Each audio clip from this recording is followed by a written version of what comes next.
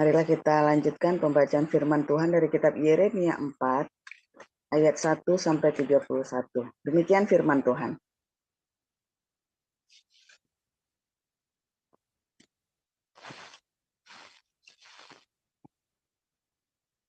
Jika engkau mau kembali, hai Israel, demikianlah firman Tuhan. Kembalilah engkau kepadaku, dan jika engkau mau menjauhkan dewa-dewamu yang menjijikkan, tidak usahlah engkau melarikan diri dari hadapanku. Dan jika engkau bersungguh, dan jika engkau bersumpah dalam kesetiaan, dalam keadilan, dan dalam kebenaran, demi Tuhan yang hidup, maka bangsa-bangsa akan saling memberkati di dalam Dia, dan akan bermegah di dalam Dia. Sebab beginilah firman Tuhan kepada orang Yehuda dan kepada penduduk Yerusalem. Bukalah bagimu tanah baru, dan janganlah menabur di tempat duri tumbuh. Sunatlah dirimu bagi Tuhan, dan jauhkanlah kulit katan hatimu, hai orang Yehuda dan penduduk Yerusalem, supaya jangan murkaku mengamuk seperti api, dan menyala-nyala dengan tidak ada yang memadamkan, oleh karena perbuatan-perbuatanmu yang jahat. Beritahukanlah di Yehuda dan kabarkanlah di Yerusalem. Tiuplah sangkakala di dalam negeri. Berserulah keras-keras. Berkumpullah dan marilah kita pergi ke kota-kota yang berkubu. Angkatlah panji-panji ke arah Sion. Cepat-cepatlah kamu mengungsi. Jangan tinggal diam. Sebab aku mendatangkan malapetaka dari utara dan kehancuran yang besar. Singa telah bangkit dari belukar. Pemusnah bangsa-bangsa telah berangkat, telah keluar dari tempatnya untuk membuat negerimu menjadi tandus. Kota-kotamu akan dijadikan puing.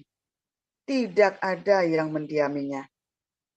Oleh karena itu, lilitkanlah kain kabung. Menangis dan merataplah. Sebab murka Tuhan yang menyala-nyala tidak surut daripada kita. Pada waktu itu, demikianlah firman Tuhan, raja dan para pemuka akan kehilangan semangat. Para imam akan tertegun dan para nabi akan tercengang-cengang sambil berkata, "Ah, Tuhan Allah, sungguh Engkau telah sangat memperdayakan bangsa ini dan penduduk Yerusalem dengan mengatakan, damai kiranya ada padamu. Padahal pedang telah mengancam nyawa kami." Pada masa itu akan dikatakan kepada bangsa ini dan kepada penduduk Yerusalem, angin panas dari bukit-bukit gundul di padang gurun bertiup ke arah putri umatku, bukan untuk menampi dan bukan untuk membersihkan, melainkan angin yang keras datang atas perintahku. Sekarang aku sendiri akan menjatuhkan hukuman atas mereka. Lihat, ia naik seperti awan-awan, keretanya kencang seperti angin badai, kudanya lebih tangkas daripada burung Raja Wali. Celakalah kita, sebab kita dibinasakan. Bersihkanlah hatimu dari kejahatan, hai Yerusalem, supaya engkau diselamatkan. Berapa lama lagi tinggal di dalam hatimu rancangan-rancangan kedurjanaanmu? Dengar, orang memberitahukan dari Dan, mengabarkan malapetaka dari pegunungan Efraim. Peringatkanlah kepada bangsa-bangsa, sungguh ia datang, kabarkanlah di Yerusalem. Pengepung datang dari negeri yang jauh, memperdengarkan suaranya terhadap kota-kota Yehuda. Seperti orang-orang yang menunggui ladang mereka, mengelilinginya dari segala pihak. Sebab Yehuda telah memberontak terhadap aku. Demikianlah firman Tuhan. Tingkah lakumu dan perbuatanmu telah menyebabkan semuanya ini kepadaku. Itulah nasibmu yang buruk. Betapa pahitnya sampai menusuk hatimu. Aduh, dadaku, dadaku. Aku menggeliat sakit. Aduh, dinding jantungku. Jantungku berdebar-debar. Aku tidak dapat berdiam diri. Sebab aku mendengar bunyi sangkakala. Pekik perang. Kehancuran demi kehancuran dikabarkan. Seluruh negeri dirusakkan. Kemahku dirusakkan dengan tiba-tiba. Tendaku dalam sekejap mata.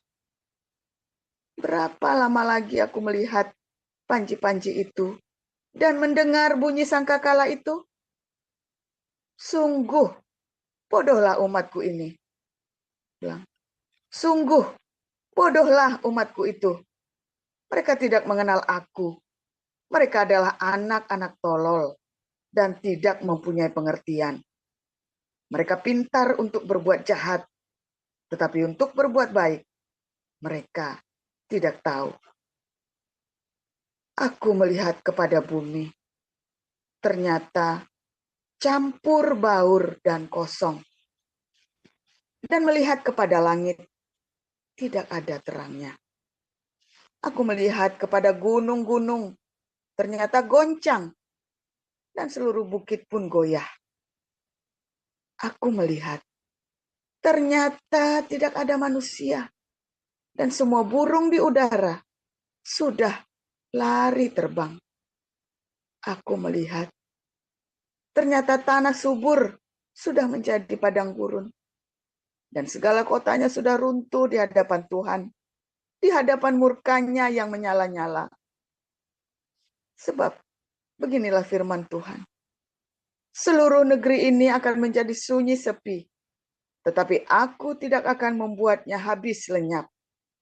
Karena hal ini, bumi akan berkabung dan langit di atas akan menjadi gelap.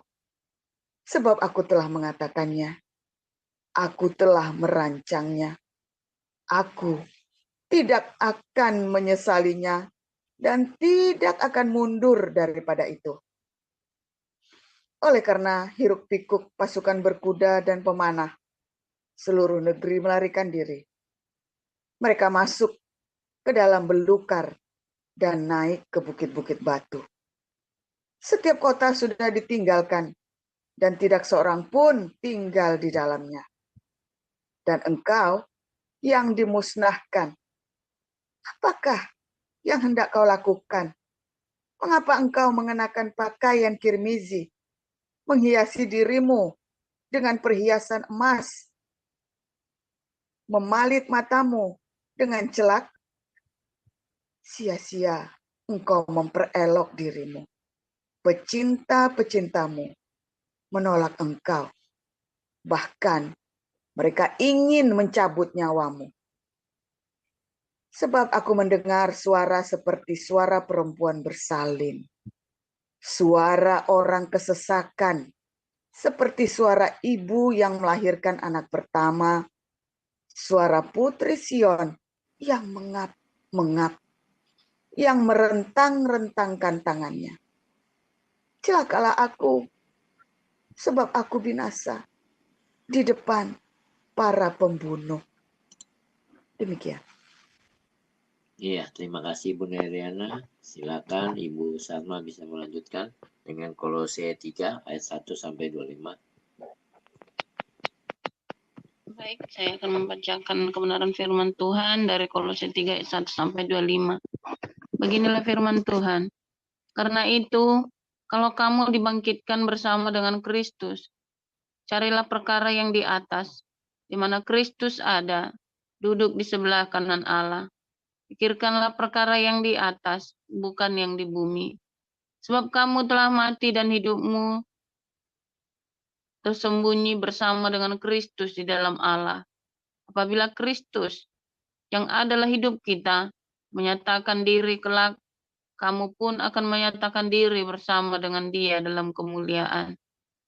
Karena itu matikanlah dalam dirimu segala sesuatu yang duniawi, yaitu percabulan, kenajisan, hawa nafsu, nafsu jahat, dan juga keserakahan, yang sama dengan penyembahan berhala. Semuanya itu mendatangkan murka Allah atas orang-orang durhaka. Dahulu kamu juga melakukan hal-hal itu ketika kamu hidup di dalamnya. Tapi sekarang, buanglah semuanya ini, yaitu marah, geram, kejahatan, fitnah, dan kata-kata kotor yang keluar dari mulutmu. Jangan lagi kamu saling mendustai, karena kamu telah menanggalkan manusia lama serta kelakuannya, dan telah mengenakan manusia baru yang terus-menerus diperbaharui untuk memperoleh pengetahuan yang benar menurut gambar kaliknya. Dalam hal ini tiada lagi orang Yunani atau orang Yahudi, orang bersunat atau orang tak bersunat, orang barbar atau orang Skit, budak atau orang merdeka, tapi Kristus adalah semua di dalam segala sesuatu. Karena itu, sebagai orang-orang pilihan Allah yang dikuduskan dan dikasihinya, kenakanlah belas kasihan, kemurahan, kerendahan hati, kelemah lembutan, dan kesabaran. Sabarlah kamu seorang terhadap yang lain, dan ampunilah seorang akan yang lain. Apabila yang seorang menaruh dendam terhadap yang lain, sama seperti Tuhan telah mengampuni kamu, kamu perbuat jugalah demikian. Dan di atas semuanya itu, kenakanlah kasih sebagai pengikat yang mempersatukan dan menyempurnakan. Hendaklah damai sejahtera Kristus memerintah dalam hatimu, karena untuk itulah kamu telah dipanggil menjadi satu tubuh. Dan bersyukurlah. Hendaklah perkataan Kristus diam dengan segala kekayaannya di antara kamu, sehingga kamu dengan segala hikmat mengajar dan menegur seorang akan yang lain, dan sambil menyanyikan mazmur dan puji-pujian dan nyanyian rohani, kamu mengucap syukur kepada Allah di dalam hatimu. Dan segala sesuatu yang kamu lakukan dengan perkataan atau perbuatan, lakukanlah semuanya itu dalam nama Tuhan Yesus, sambil mengucap syukur oleh Dia kepada Allah Bapa kita. Hai istri-istri, tunduklah kepada suamimu, sebagaimana seharusnya di dalam Tuhan. Hai suami-suami, kasihilah istrimu, dan janganlah berlaku kasar terhadap dia. Hai anak-anak, taatilah orang tuamu dalam segala hal, karena itulah yang indah di dalam Tuhan. Hai bapak-bapak, janganlah sakiti hati anakmu, supaya jangan tawar hatinya. Hai hamba-hamba, taatilah Tuhanmu yang di dunia ini dalam segala hal.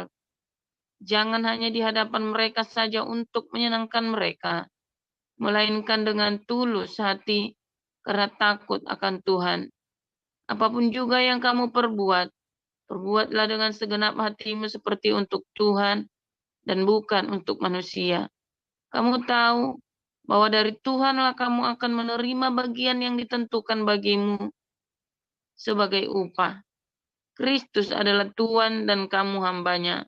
Barang siapa berbuat kesalahan, ia akan menanggung kesalahannya itu, karena Tuhan tidak memandang orang.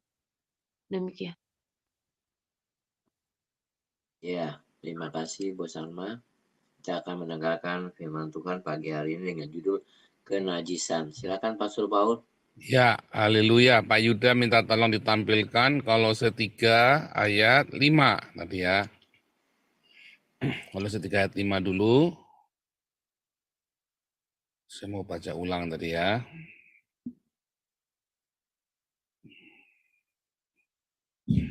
Karena itu matikanlah dalam segala dirimu segala sesuatu yang duniawi, yaitu percabulan, kenajisan, hawa nafsu, nafsu jahat, dan juga keserakahan yang sama dengan penyembahan berhala.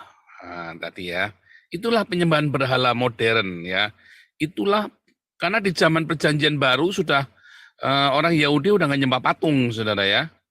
Dan aneh kalau nyembah patung itu mereka sudah cukup beradab, nggak primitif lagi nyembah patung-patung begitu ya.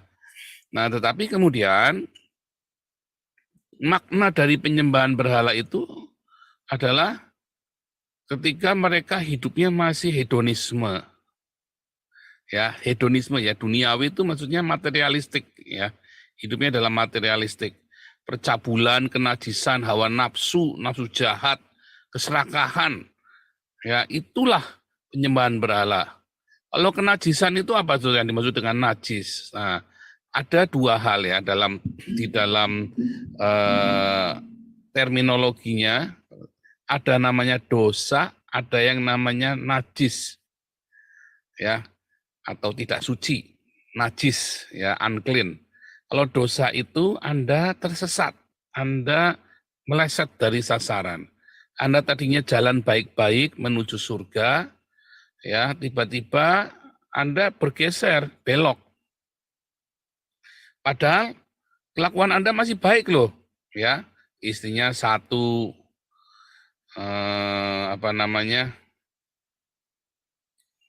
tidak berzina, tidak mabuk-mabukan, pokoknya nggak mau limo itu ya, mabuk, madon, maling, main judi maksudnya, ada apa itu ya. Wah, kelihatannya saudara, tapi Anda sedang berdosa. Anda sedang tersesat.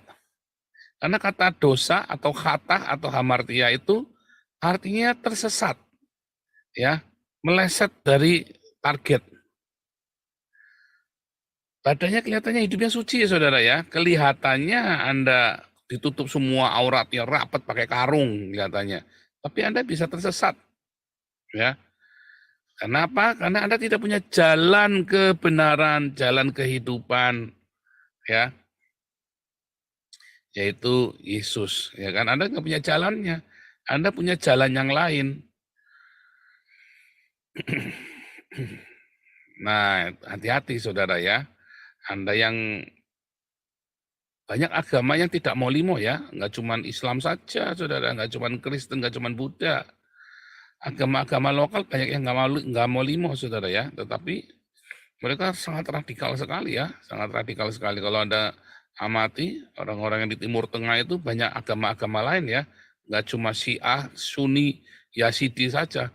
Ada agama-agama lain, saudara, dan mereka cukup brutal, saudara, ketika udah mulai membunuh itu. Brutal, saudara ya. Mereka sangat kekeh dengan sangat fanatik dan lunatik ya. Kalau Anda lihat orang-orang partai komunis itu, mereka itu malah nggak percaya Tuhan. Dan mereka tidak boleh tuh mau limo itu nggak ada itu, mereka ya serakah, nggak mau saudara ya. Disiplin sekali hidupnya. Ya walaupun yang munafik juga banyak ya.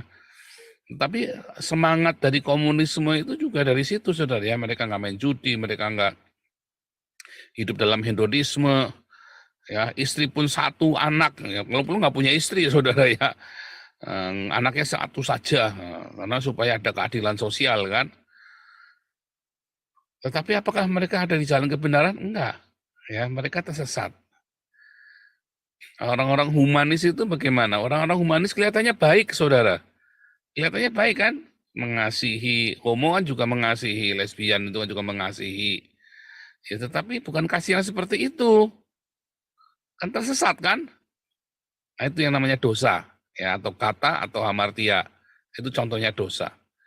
Tetapi kalau orang Islam jelas itu namanya tersesat, dosa itu ya. Tetapi ada yang namanya kenajisan. Kenajisan itu adalah diartikan dalam tiga. Satu, najis karena Anda masalah agama.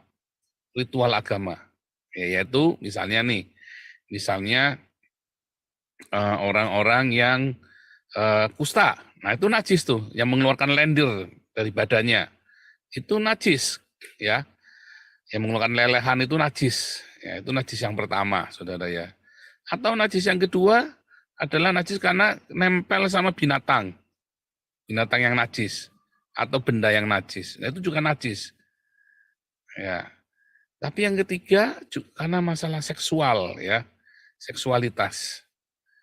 Nah, orang-orang yang berhubungan seks dengan yang tidak semestinya itu juga najis. Ya, itu disebut dengan kenajisan. Yang tidak melakukan ritual agama, ya, yang berhubungan dengan barang-barang yang najis, ya, atau yang kotor, yang mesti bangkai itu kan kotor kan. Jelas, karena akan bikin penyakit kan. Maksudnya seperti itu ya. Dari sanitasi. Nah, salinitas dan sanitasi itu ya. Jadi itu penting, saudara ya, kebersihan itu penting. Nah, itu juga najis. Dan yang ketiga, karena hubungan seksual yang tidak semestinya. Itu juga najis. Ya. Nah, kata kenajisan ini, ya kemudian ada dosa, ada najis tadi ya kita belajar. Yang satu dosa, yaitu tersesat. Yang satu najis, karena satu kondisi tubuh kita. Yang orang Kristen, dia tidak berdosa lagi, tetapi dia bisa najis, saudara ya. Dia bisa najis. Dan orang-orang yang najis ini, akhirnya dia tidak bisa berkomunikasi dengan Tuhan, tidak bisa mengalami Tuhan dalam hidupnya, tidak bisa punya rema, karena najis. Nah, sunat juga, orang yang tidak disunat, itu juga najis. Ya, definisi najis. Karena apa? Karena di balik kulit katannya itu kan banyak kotorannya, saudara. Di zaman dulu kan ada yang susah dibersihin, nggak? Sekarang kan semua bisa ada sabun segala macam bisa dibersihin. Zaman dulu kita bersihin mandinya di sungai aja seminggu sekali, saudara, mungkin nggak tiap hari mandi, ya kan? Nah, ya, makanya jadi najis hidupnya karena kotor kan. Nah, itulah sebabnya harus disunat. Nah, hati ini juga bisa najis tadi Yeremia katakan, hati yang tidak bersunat. Najis, saudara. Karena apa? Karena Anda punya agenda-agenda pribadi. Anda menyimpan kekotoran-kotoran di balik kulit-kulit katan hatimu itu, saudara, yang membuat jadi najis. Dan Anda menyembunyikan kenajisan itu di dalam hidupmu. Mungkin kamu sudah lahir baru, saudara. Ya, tetapi kamu masih di tengah jalan karena kepahitan, karena Anda senggolan sama teman kantor, sama suami istri, atau teman pelayanan. Lalu kamu jadi punya agenda-agenda pribadi yang Anda tutup, Anda menyimpan dendam, menyimpan ketidaksukaan, ya, menyimpan kebencian, pokoknya tidak suka, sentimen gitu ya. Lalu Anda mulai berintrik di dalam komunitas, atau suami istri, atau anak kakak beradik. Oh, itu kenajisan, saudara. Jangan main-main ya. Itu kenajisan. Ada kotoran itu di dalam hatinya, kotor, saudara. Coba kita buka Titus 2. Sebentar ya. Bukan Titus 2, tapi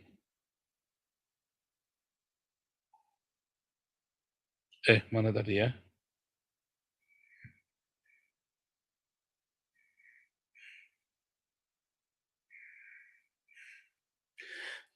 Titus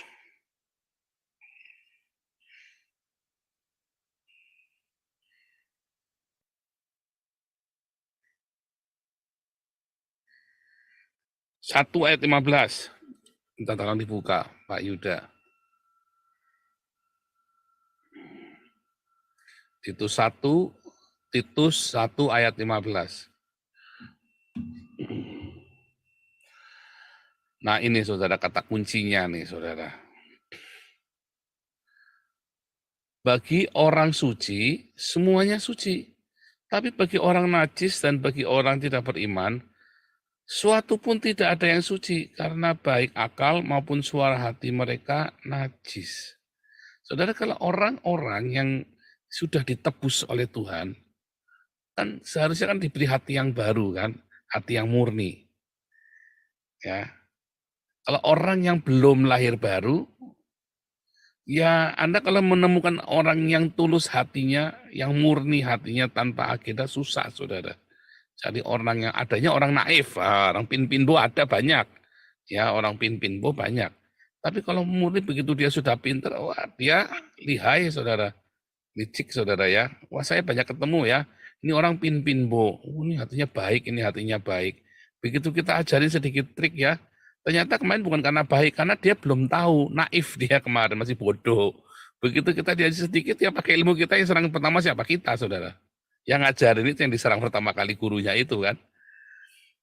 Anda kalau ngajarin orang bodoh nih ya, ini ada orang bodoh nih, orang-orang yang tidak di luar, yang tidak di dalam Tuhan itu bodoh, atau siapapun lah.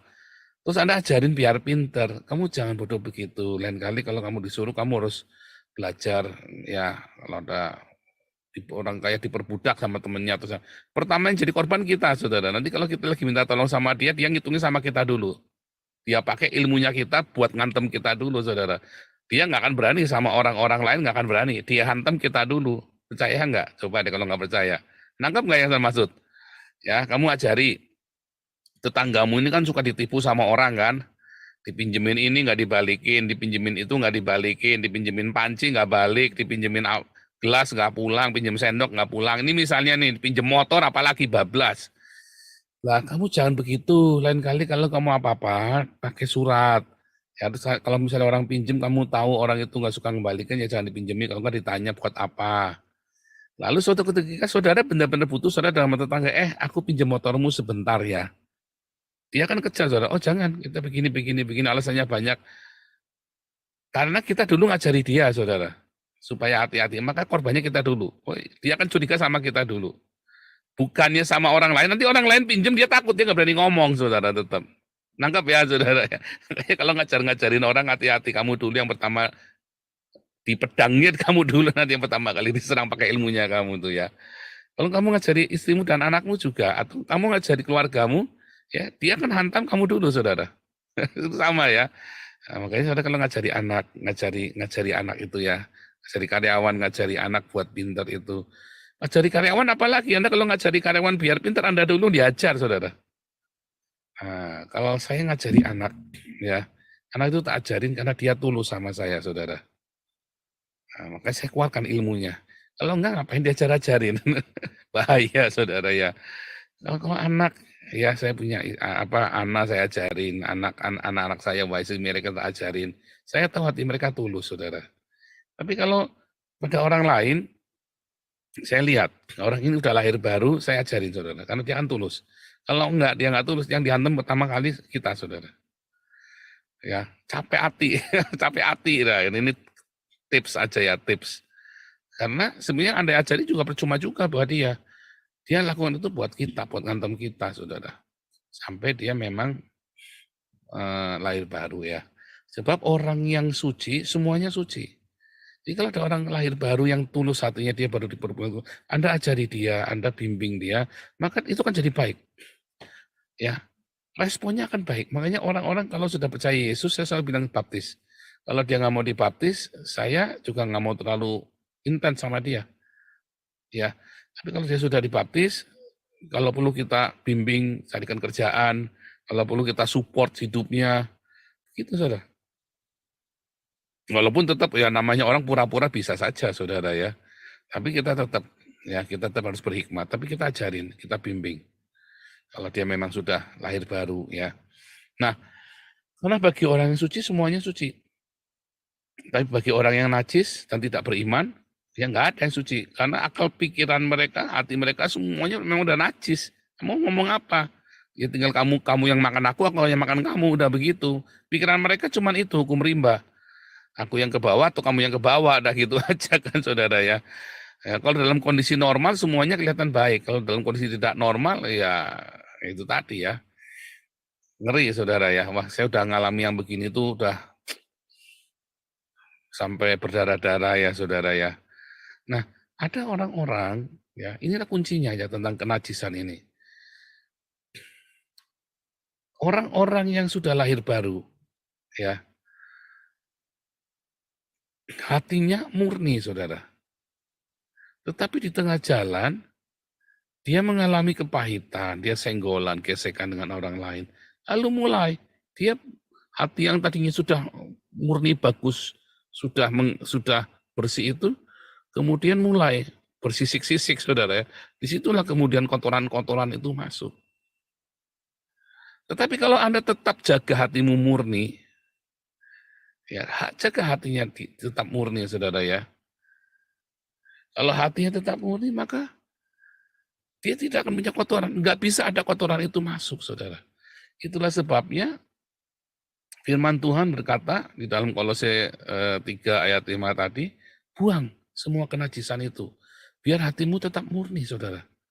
Sebab kalau hatimu tidak murni, maka hubungan kita dengan Tuhan itu, remanya itu jadi berbet-berbet.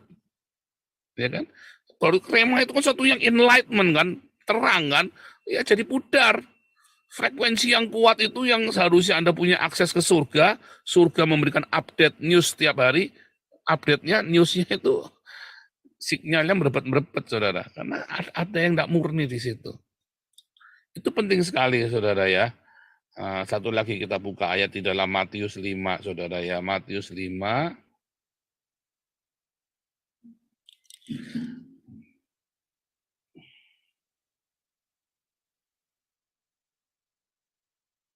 Ayat 8. Ya, Matius 5 ayat 8. Nah ini sama ya. Berbahagialah orang yang suci hatinya, yang nggak ada kenajisan di dalam hatinya. Karena mereka akan melihat Allah, saudara. Bagaimana kita bisa melihat Allah dalam hidup kita setiap hari? Mengalami Allah, tinggal di dalam hati. Hanya kalau kita murni hati kita, saudara. Disingkirkan dari semua itu tadi. Nah makanya tadi ya, salah satu tadi kan kumpul jadi satu keserakahan. Itu juga bikin tuh ya, keserakahan, apa namanya, percabulan, itu semuanya bikin gak murni, yang bikin hati kita najis tuh, saudara. Ya, keserakahan, kenajisan, hedonisme itu ya, yang materialistik. Nah, itu disingkirkan, saudara, dari hidup kita, bersihkan. Kalau hatimu tidak bersih dari itu, wah repot, saudara.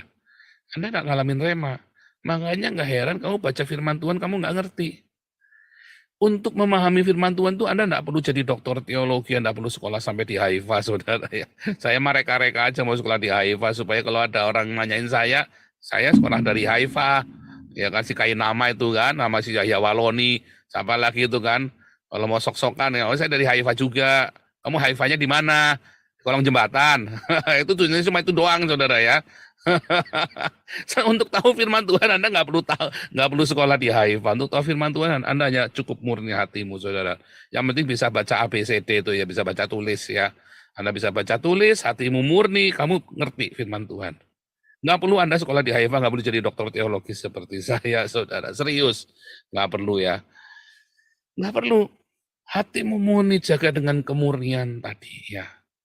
Jangan sampai sakit hati, konflik-konflik dengan suami, istri, anak beranak, ya saudara, kakak beradik, membuat hatimu jadi nggak murni lagi. Saya mah biar orang nyakitin saya bodoh amat, pokoknya saya begitu, ya nggak enak, saudara. Entah kenapa ya, saya diberi kemudahan untuk seperti itu ya. Tadinya saya enggak juga, tapi setelah saya tiap hari berjalan sama Tuhan, ada iman. Makanya tadi ya, untuk orang beriman, Titus 1 ayat 15, itu nyambung semua ya. Titus 1 ayat 15, Kolose 3 ayat 5, Matius 5 ayat 8, ini nyambung, saudara. Bagaimana menjaga hati kita murni. Kalau orang-orang yang percaya sama Tuhan, ya, kalau kamu percaya kepada Tuhan, kamu kan nggak perlu punya agenda. Kenapa kamu takut orang nipu kamu? Kamu diberi hikmat, orang nggak akan nipu kamu. Tapi kalau sampai ketipu, ya lepasin aja. Kalau sampai ketipu, ya maka ada berkat Tuhan buat dia, saudara. Berarti itu buat berkat dari Tuhan, berkat dari surga buat dia. Walaupun dia akan dapatkan, ya siapa menabur, dia menuai pokoknya kan. Tapi anggap aja itu berkat buat dia. Ya, saya cerita ya berapa kali saya juga ketipu. Dulu, saya kalau ketipu, tak balas, saudara ya. Ada orang mau ngakalin saya, tak akalin, saudara. Habis-habisan dia sampai kolaps, saudara. Dia mau ngakalin saya, tak iya dulu. Pertama saya kaget, tak akalin balik, saudara. Sama kalau dulu saya main kelereng juga gitu ya. Ada orang curangin saya pertama kaget tak diemin dulu, saudara, tak ikutin. Terakhir tak letekin sama saya, saudara ya. Tak letekin sampai habis-habisan kelerengnya dia.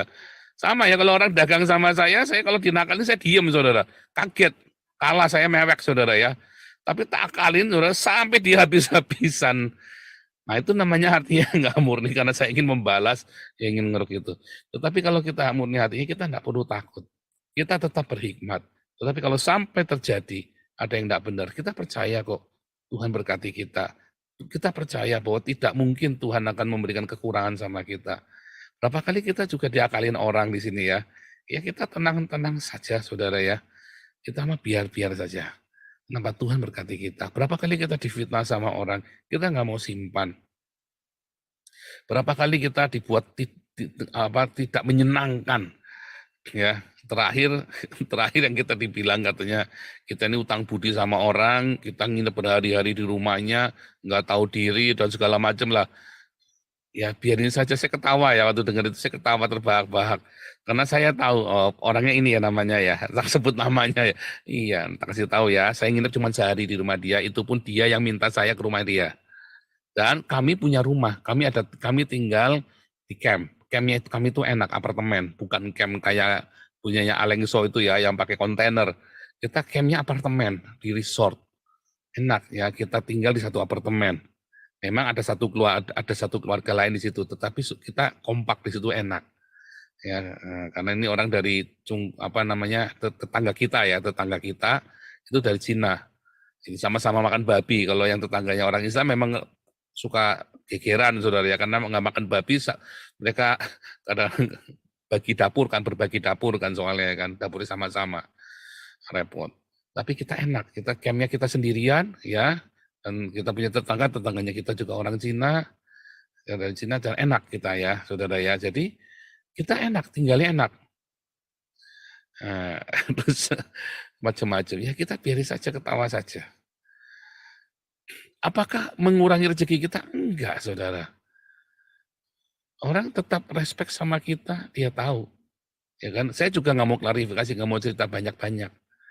Ya kan? Dia nggak nanya juga, saya cuma kasih tahu, enggak, saya tinggal cuma 1 hari di rumah dia. Saya cuma bilang begitu ya. Itu saja, saya cuma ngomong itu saja. Itu pun dia yang minta, bukan saya yang minta-minta. Ya, karena enak tinggal di camp itu enak, tinggal di camp kami itu enak loh. Dan kita tuh nggak selalu tinggal di camp, saudara ya. Kita tuh pernah 1 tahun tinggal di rumah Belanda juga, 2 tahun ya, tahun keduanya 1,5 tahun lah. Kita tinggal di rumah Belanda, kita dipinjemin rumah, saudara. Jadi kita nggak selalu tinggal di camp pokoknya intinya ya. Walaupun di camp itu juga enak, tapi kita juga tinggal di rumah Belanda. Tanpa kita harus minta-minta orang, ya. Orang ini namanya karena dia punya rumah di Hungaria. Dia pergi ke Hungaria, lihat rumahnya nggak ada nungguin, suruh kita yang pakai, saudara. Wah, haleluya kan? Rumah besar ya ukurannya seperti rumah yang sekarang ini saya pakai ya. Ini kan kalau ini rumah kami sendiri ya, rumah pemerintah. Kita nggak perlu takut, saudara. Ketika orang fitnah Anda nggak perlu kejang-kejang, kelojotan, kejar-kejar. Santai saja, cool. Karena hatimu murni. Yang hatinya murni dijagai dengan damai sejahtera. Anda cari ayatnya nanti ya. Yang hatinya murni kau jagai dengan damai sejahtera. Ya, karena kalau Anda bersihkan ya. Ini beda dengan aletheia. Aletheia itu kebenaran yang sejati, beda ya. Nah, ini kita kenajisan. Buang, saudara. Kemarahan itu ya, jengkel, difitnah. Buang, saudara. Saudara ini sulit mendapat rema. Ya, makanya tiap hari saya selalu kasih rema yang baru buat Anda. Selalu ada yang baru tiap hari dalam hidup saya. Selalu ada berkat yang baru, ada terobosan yang baru. Pokoknya yang kotor-kotor itu minggir, nggak akan nyampe beberapa jam. Ya sempat kaget 1-2 jam, paling lama setengah hari, tapi nggak pernah setengah hari juga ya, karena terlalu sibuk saya. Ya untungnya sibuk itu begitu, kita nggak sempat mikir yang aneh-aneh. Udah, bodo amat. Ya kita terlalu sibuk ya, apalagi udah malam begini, tak tinggal klesek selesai ini, kita selembun pagi, ya saya klesek nonton film sebentar, sambil nonton film, sambil tidur, saudara ya. Udah. Jaga hati enak, saudara. Kita nggak punya hati yang kotor. Ya kan? Dibersihkan terus setiap hari. Nah, itulah kenajisan. Karena kalau kita najis, lama-lama kita juga akan berdosa. Akan hamartia. Tadinya kita nggak hamartia. Tapi karena kita dosa terus, kita jalan di tempat, terus kita kehilangan visi kita. Kehilangan panggilan kita. Hamartialah kita, saudara. Karena Anda ngutek-ngutek di hati yang kotor itu, hatimu jadi kotor lagi. Tadinya sudah bersih, diterangi oleh cahaya firman Tuhan, kan dibersihkan oleh darah Yesus dan diterangi oleh cahaya firman Tuhan. Anda lihat dengan jelas itu surga yang mulia, tempat kita berlari, kita berjalan. Kemudian tiba-tiba hatimu makin kotor, redup, makin redup, frekuensi radionya, frekuensi komunikasi dengan surga juga terputus. Karena orang yang tidak murni nggak bisa melihat Allah. Rugi siapa, saudara? Anda kan? Padahal kalau Anda jaga hatimu, tetap bersih, jangan ada kenajisan lagi, jangan ada percabulan. Susah nggak, saudara, supaya jangan cabul hatinya, jangan serakah? Gampang. Sebenarnya mudah, tapi kalau kamu hatinya sudah kotor ya susah. Semuanya jadi najis kayak kemarin, ingat koinonia hari Minggu ya. Kalau kepalamu isinya titit, ya otakmu isinya titit, baca firman Tuhan ya jorok semua, saudara, pikirannya ya titit semua. Kalau otakmu bersih, hatimu bersih, tadi ya, bagi orang yang najis, baca apa aja jadi najis. Orang-orang Islam kalau baca Alkitab ngaceng-ngaceng, saudara, bingung, saudara. Ya kan, katanya porno kan, kita kalau baca Alkitab, kita sampai nangis-nangis. Sedih, ya kan, sampai tersentuh hati. Saya kalau baca kisahnya Yusuf, saya kalau baca kisah Yusuf selalu nangis, saudara. Heran saya, selalu, aduh, hati saya tuh selalu terharu ya kalau baca kisahnya Yusuf ya. Aduh, apalagi ketika Yusuf ketemu sama saudara-saudaranya di Mesir itu ya. Saya tuh selalu di titik itu saya mesti meneteskan air mata. Kenapa orang Islam kalau baca kisah-kisah dalam Alkitab selalu ngaceng? Itu saya nggak ngerti. Nah, itu karena najis. Ya, pikirannya najis ya najis. Kalau pikirannya bersih ya bersih. Nah, itu terserah Anda. Anda mau jaga, kalau Anda tiap hari hidupnya dalam hati yang bersih, hati yang murni, Anda baca Alkitab, Anda akan melihat Tuhan. Karena itulah logos, teos yang adalah logos itu kan. Anda melihat Tuhan. Tapi kalau hatimu tidak bersih, Anda nggak melihat Tuhan, Anda nggak melihat ada Allah di situ. Anda melihatnya, ya Anda bacanya apa ya, cuma jadi dongeng. Anda lihatnya yang syafat-syafat ya Anda ngaceng, dan begitu aja, saudara. Anda mau lihat yang seperti apa gayanya? Hatimu najisnya penuh dengan keserakahan, Anda baca Alkitab ya juga penuh dengan hawa nafsu. Beragama pun bisa dengan berhawa nafsu, saudara, kan? Kemarin kita sudah belajar. Jaga hati kita dengan kemurnian di dalam kekudusan. Jangan ada yang najis-najis itu, jauhkan, saudara. Buang, karena itu adalah berhala baru dalam hidup kita. Begitu itu dibuang, tiba-tiba sinar itu terang. Karena sinar itu ada di dalam hatimu bagi orang yang lahir baru ya, saya ceritanya ya, kalau yang belum lahir baru ya enggak. Bagi orang yang lahir baru, ya hati yang najis itu seperti lampu yang ada di pelita itu ya, yang harus Anda bersihkan kacanya itu. Begitu kacanya dibersihkan, terang benderang, celing. Begitu, saudara. Ya hati yang bersih itu seperti pelita dengan itu ya, pelita lampu yang udah dibersihkan terang benderang. Lentera yang kacanya ya, corongnya itu dibersihkan semua. Kalau Anda nggak bersihkan, ya nggak terang. Ya, maka bersihkan hatimu supaya terang benderang. Dan ketika hatimu terang benderang akan menyinari semua orang, menyinari dirimu, menyinari keluargamu, menyinari semua orang yang ada bersama denganmu. Makanya Anda harus kasih segel di hati itu ya, anti gores. Nah, jangan mudah tersinggungan, ya. Anti gores, anti hedonisme, anti cabul. Wah, Anda udah pasang label yang banyak, nanti gelap lagi kasih. Enggak, saudara, bercanda. Tapi intinya Anda harus tahu ini, jangan ya. Anda harus hati itu dijaga. Jagalah hatimu dengan segala kewaspadaan, karena dari situlah terpancar kehidupan ya. Amsal berkata, jagalah hatimu dengan segala kewaspadaan, karena dari situlah terpancar kehidupan. Itulah kenajisan itu. Kehidupanmu akan terpancar, saudara ya. Tuhan Yesus memberkati.